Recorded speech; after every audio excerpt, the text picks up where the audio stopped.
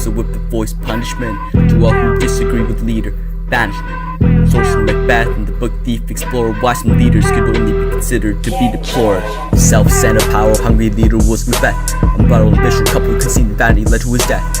Overcome with lust and greed, a tyrant for his quarrel. Fit to govern, not to live, a person who is immoral. His Malcolm lists the traits of a villain or overbearing. Bloody, luxurious, avaricious, quite uncaring. Deceitful, false, sudden maliciousness, smacking of every sin that has a name to the harsh of viciousness.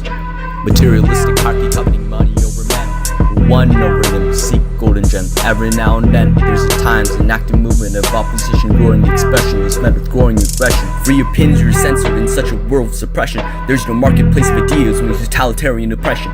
Limited speech, limited thoughts, limited views, limited cooperation, such are clear societal cues.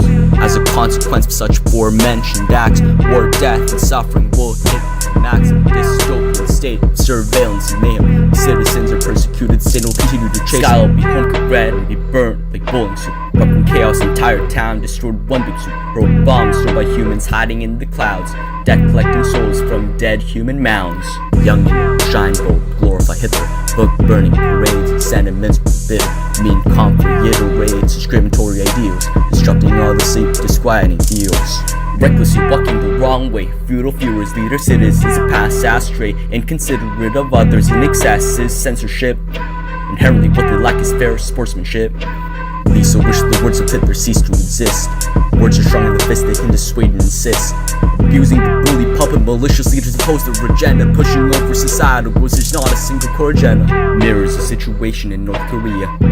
Kim Jong-un in power, there's no common lawyer. Idi Amin, Pol Pot, al-Assad. Leaders more like tyrants, corrupt leadership is flawed. Fascism and communism, these are two extremes. Divided along the political spectrum, they're on two different teams. But the question remains, on which side does the leader stand? Can a leader never be out of hand?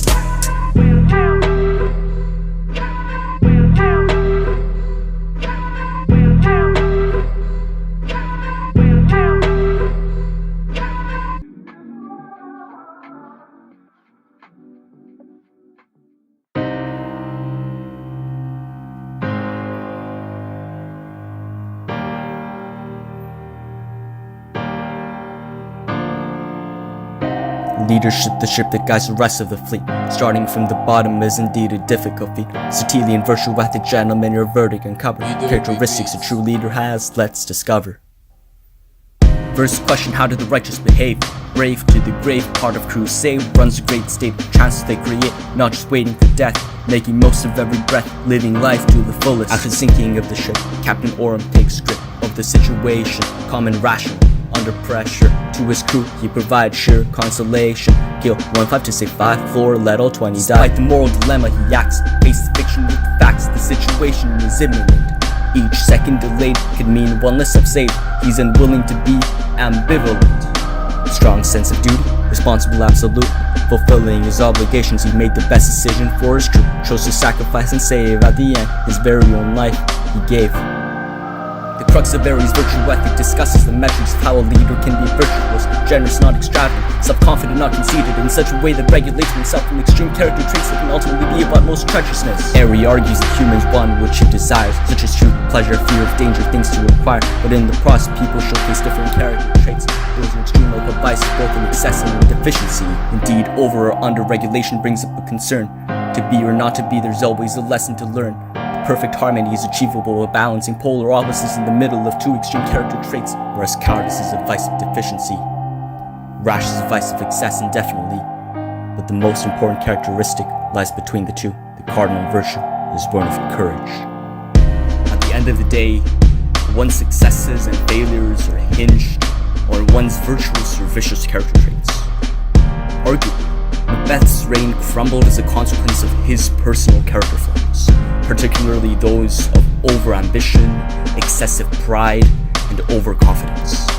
Likewise, Hitler's depiction of the book Thief, quite resembling the rule of today's authoritarian figures, was one of conceit, ill temper, overindulgence and rashness, vice and excess. In both cases, such characteristics actively induced devastating repercussions, not limited to atrocious human rights violations, as well as prolonged suffering and conflicts and wars. At the same time, vices of deficiency, cowardice, under-ambition, unfriendliness, or shamelessness also are not characteristics that epitomize effective leadership. Instead of relying on the extremes, individuals should strive to attain virtuous means. Balanced states of character to do best in whatever situations they may confront. Captain Orem was faithful and self-sacrificial for the betterment of others, fully served his obligations as a commander on the ship, and made rational perspective decisions with a calm, courageous demeanor, characteristics of virtue. Moving forward, in order to become true and effective leaders of our generation, let us be empowered in the virtuous means, brave but not reckless, generous but not extravagant, confident but not arrogant.